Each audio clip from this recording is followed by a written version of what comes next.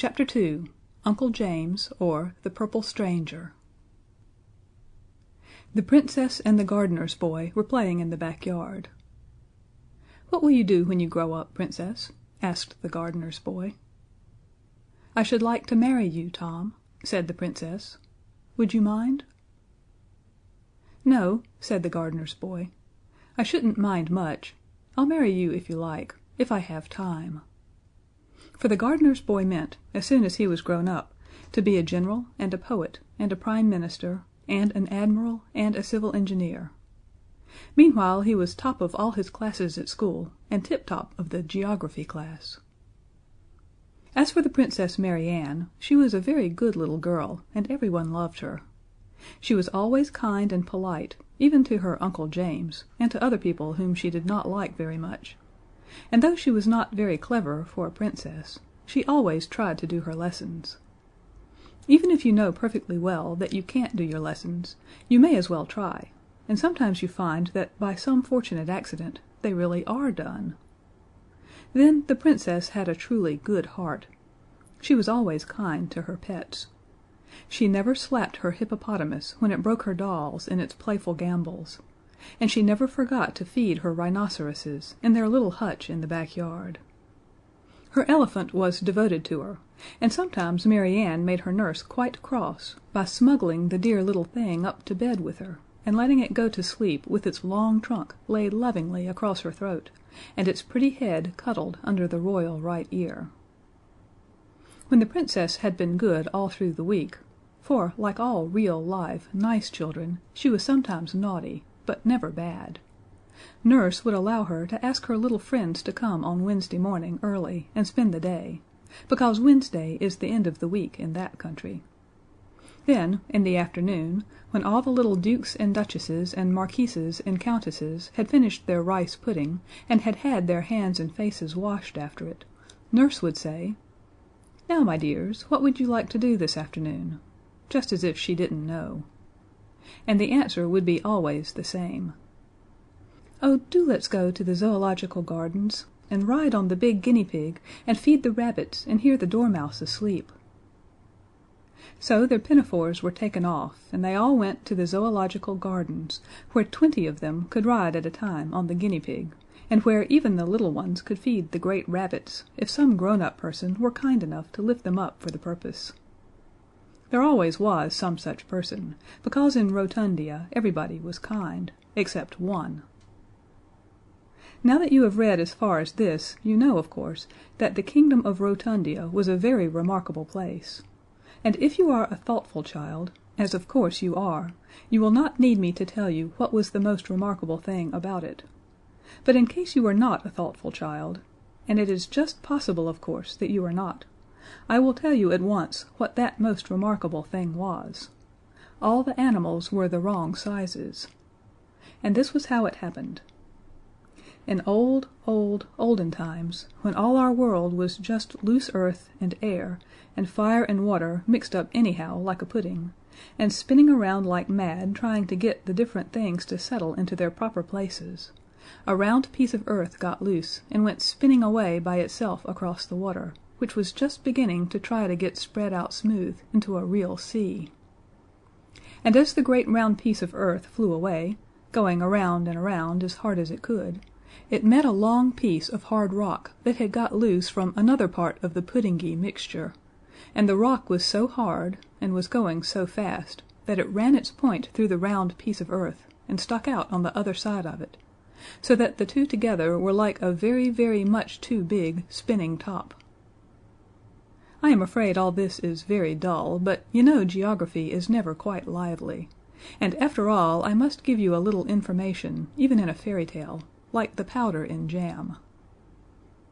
Well, when the pointed rock smashed into the round bit of earth, the shock was so great that it set them spinning together through the air, which was just getting into its proper place, like all the rest of the things. Only, as luck would have it, they forgot which way around they had been going, and began to spin around the wrong way. Presently Center of Gravity, a great giant who was managing the whole business, woke up in the middle of the earth and began to grumble. "Hurry up," he said. "Come down and lie still, can't you?" So the rock with the round piece of earth fell into the sea, and the point of the rock went into a hole that just fitted it in the stony sea bottom, and there it spun around the wrong way 7 times, and then lay still. And that round piece of land became, after millions of years, the kingdom of Rotundia. This is the end of the geography lesson. And now for just a little natural history, so that we may not feel that we are quite wasting our time. Of course, the consequence of the island having spun around the wrong way was that when the animals began to grow on the island, they all grew the wrong sizes.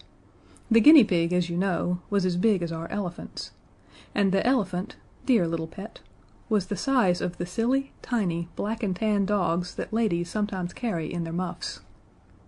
The rabbits were about the size of our rhinoceroses, and all about the wild parts of the island they had made their burrows as big as railway tunnels. The dormouse, of course, was the biggest of all the creatures. I can't tell you how big he was. Even if you think of elephants, it will not help you at all. Luckily there was only one of him, and he was always asleep. Otherwise I don't think the Rotundians could have borne with him. As it was, they made him a house, and it saved the expense of a brass band, because no band could possibly have been heard when the Dormouse was talking in his sleep. The men and women and children in this wonderful island were quite the right size, because their ancestors had come over with the Conqueror long after the island had settled down and the animals grown on it. Now the natural history lesson is over, and if you have been attending you know more about Rotundia than anyone there did except 3 people: the Lord Chief Schoolmaster, the Princess's uncle, who was a magician and knew everything without learning it, and Tom, the gardener's son. Tom had learned more at school than anyone else because he wished to take a prize. The prize offered by the Lord Chief Schoolmaster was a History of Rotundia, beautifully bound, with the royal arms on the back. But after that day when the Princess said she meant to marry Tom, the gardener's boy thought it over, and he decided that the best prize in the world would be the Princess. And this was the prize Tom meant to take. And when you are a gardener's son and have decided to marry a Princess, you will find that the more you learn at school, the better. The Princess always played with Tom on the days when the little dukes and marquises did not come to tea, and when he told her he was almost sure of the first prize, she clapped her hands and said, "Dear Tom, dear, good, clever Tom, you deserve all the prizes, and I will give you my pet elephant, and you can keep him till we're married." The pet elephant was called Fido, and the gardener's son took him away in his coat pocket. He was the dearest little elephant you ever saw, about 6 inches long.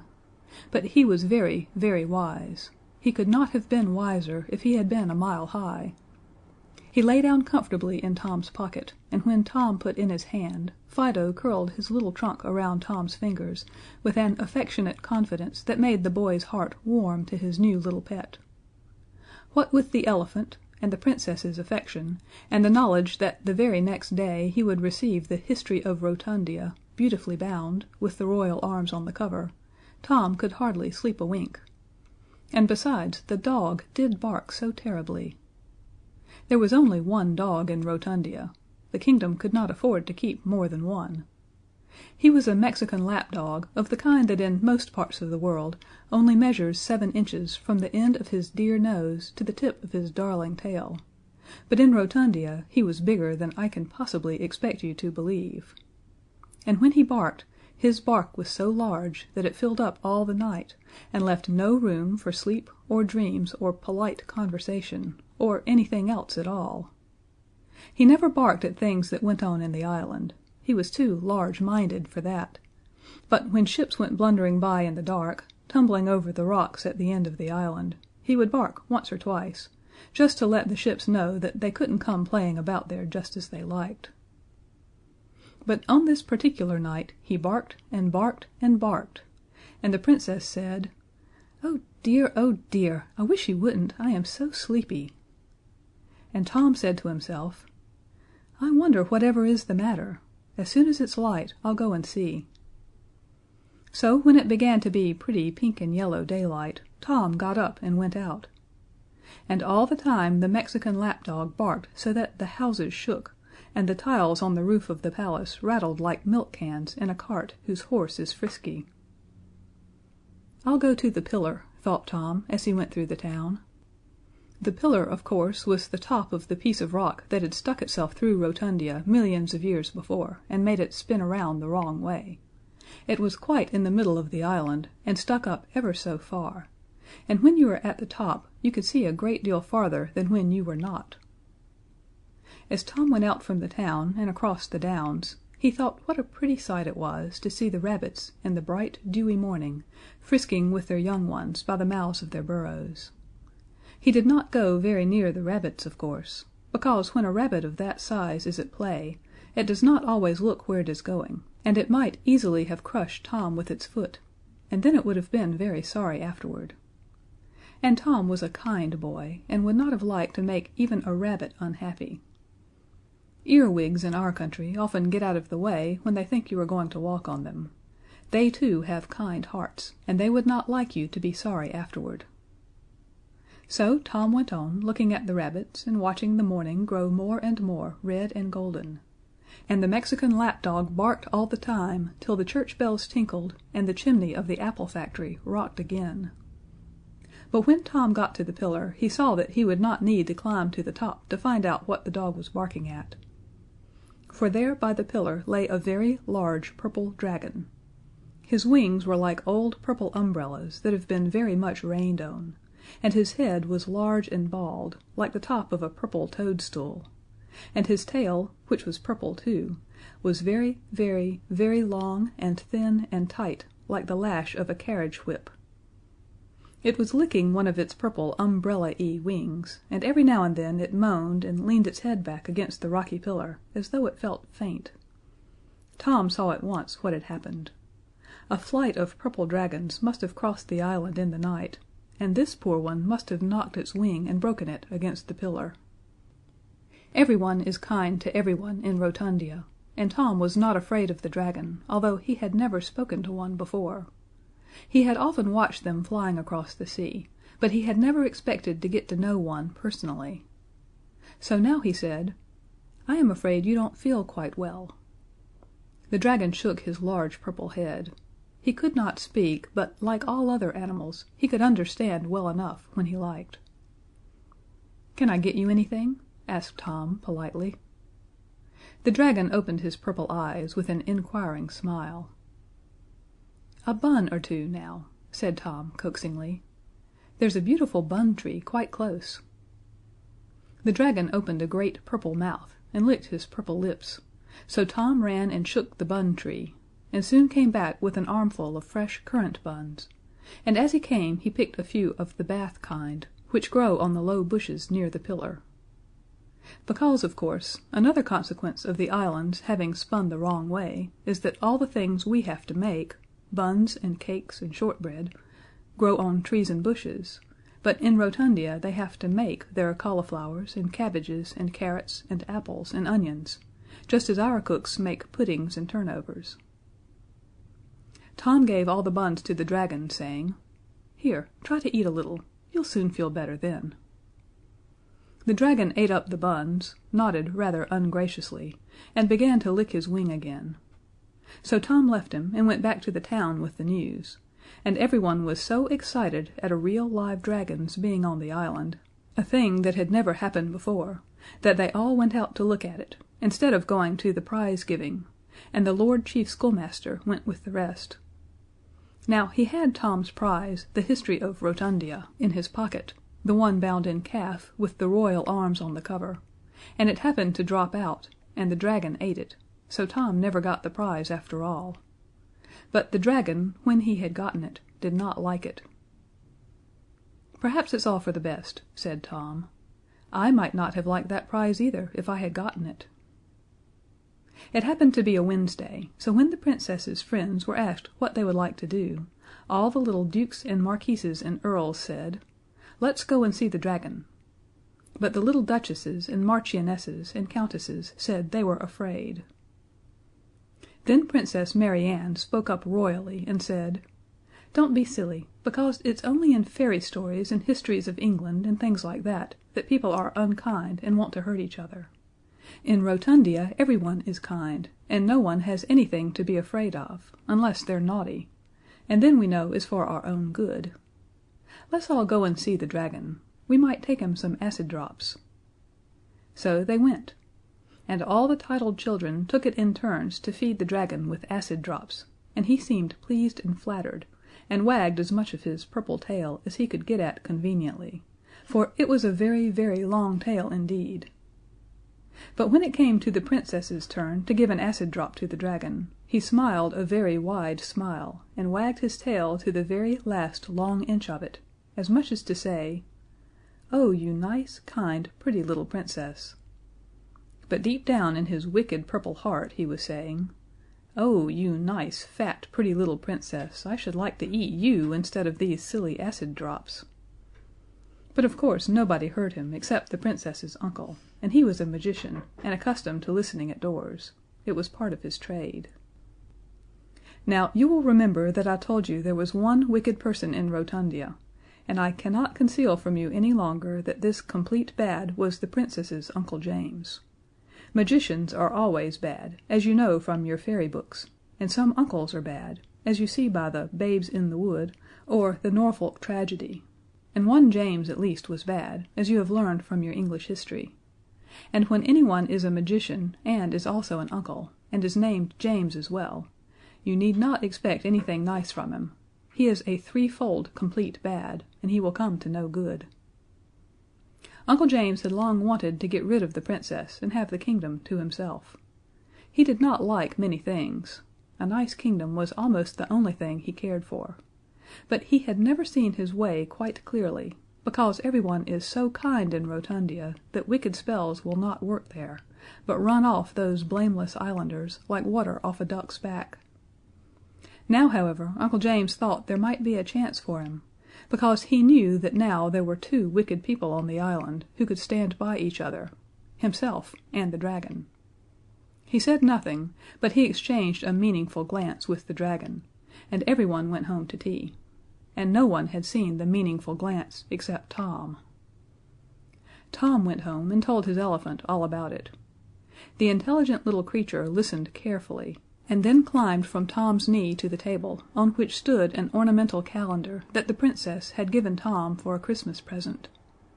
With its tiny trunk the elephant pointed out a date, the 15th of August, the Princess's birthday, and looked anxiously at its master. "What is it, Fido, good little elephant, then?" said Tom, and the sagacious animal repeated its former gesture. Then Tom understood. "Oh, something is to happen on her birthday. All right, I'll be on the lookout." And he was.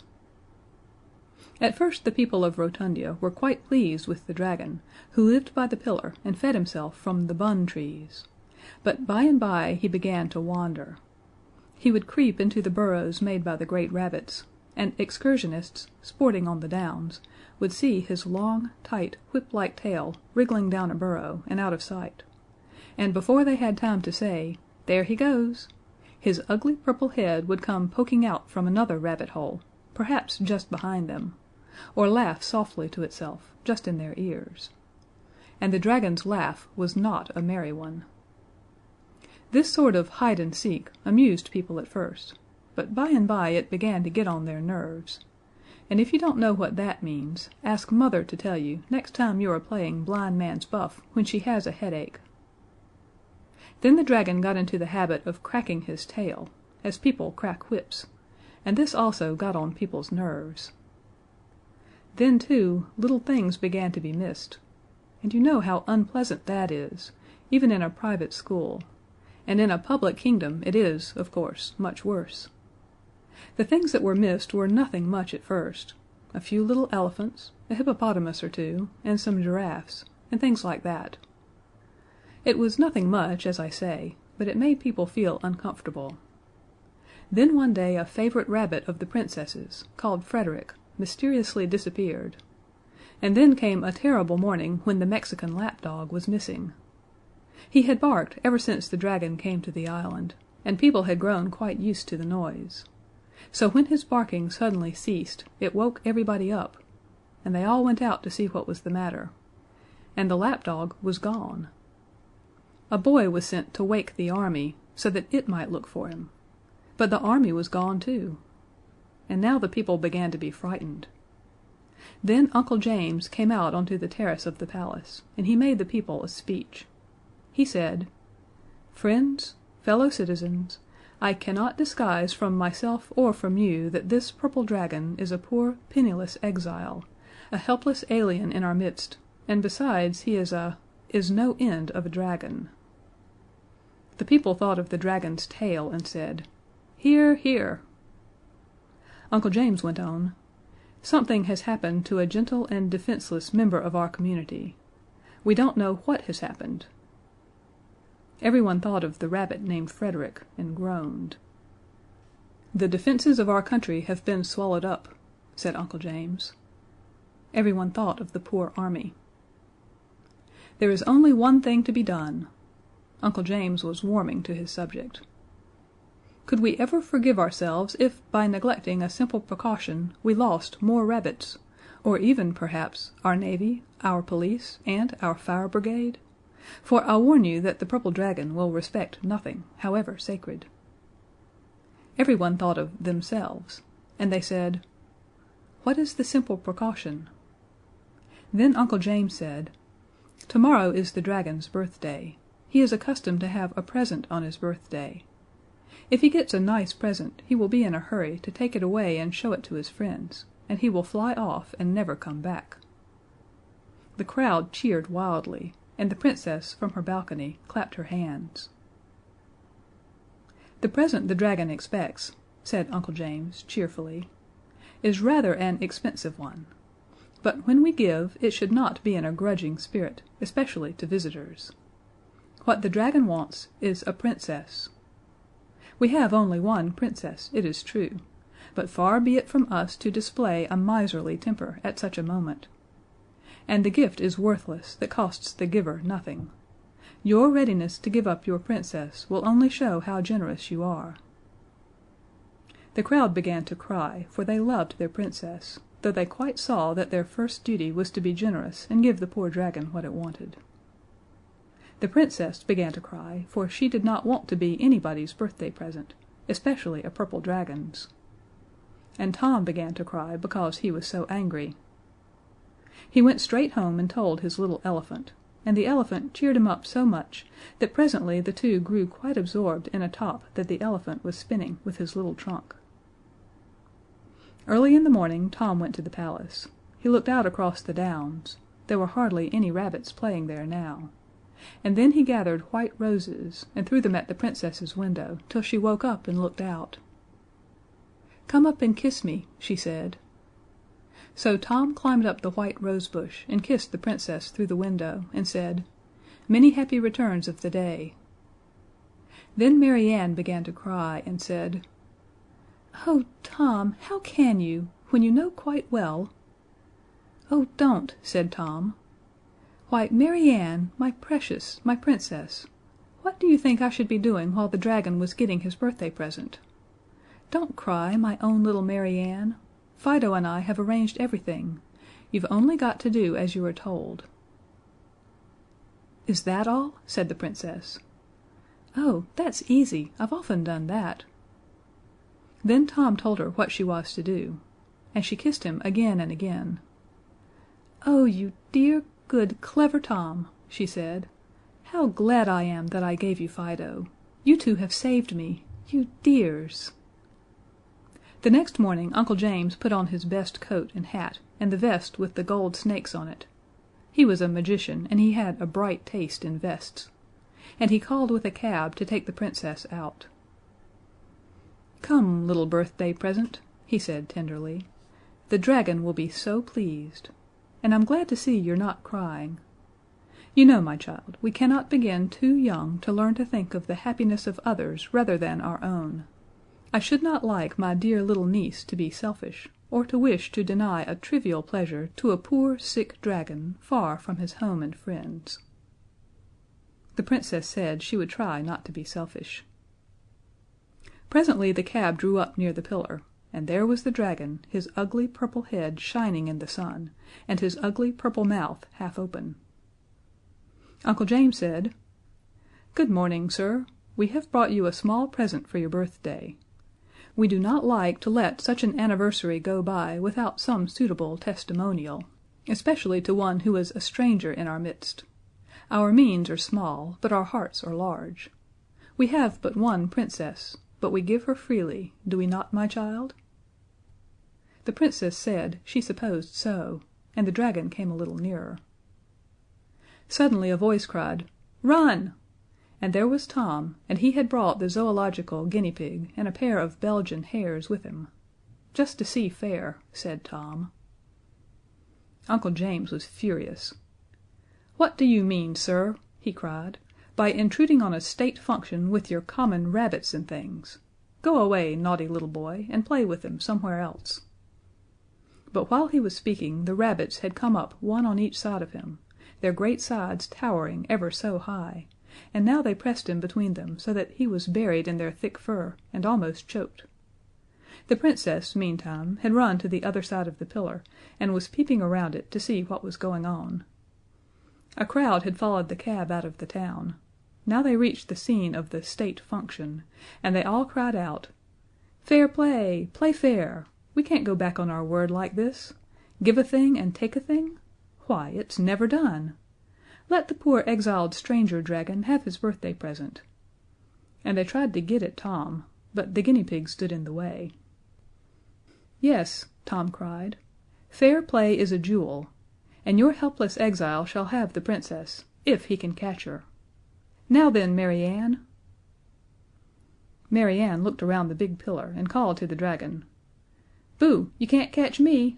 and began to run as fast as ever she could, and the dragon ran after her. When the Princess had run a half mile she stopped, dodged around a tree, and ran back to the pillar, and around it, and the dragon after her. You see, he was so long he could not turn as quickly as she could. Around and around the pillar ran the Princess.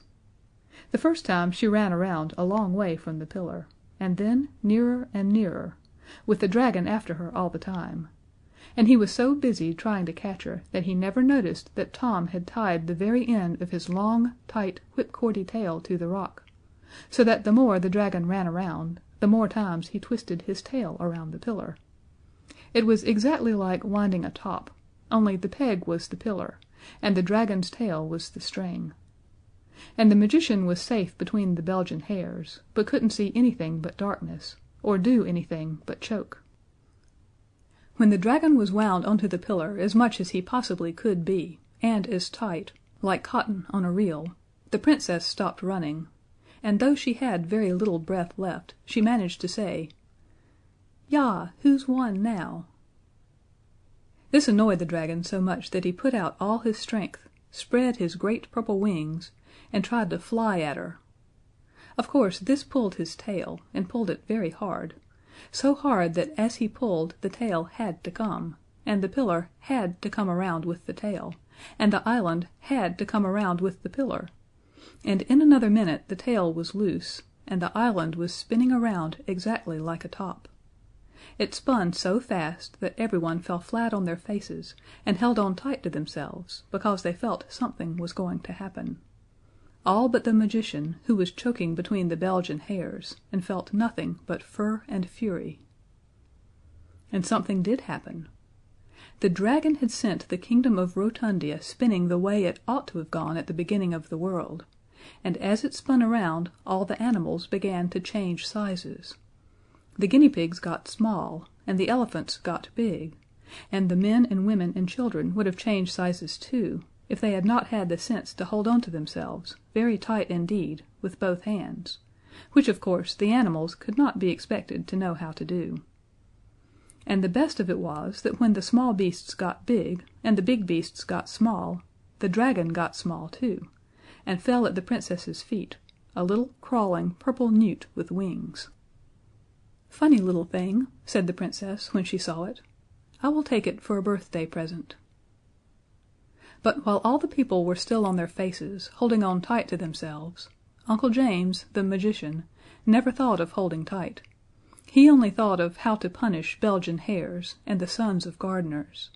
So when the big beasts grew small, he grew small with the other beasts. and the little purple dragon, when he fell at the Princess's feet, saw there a very small magician named Uncle James.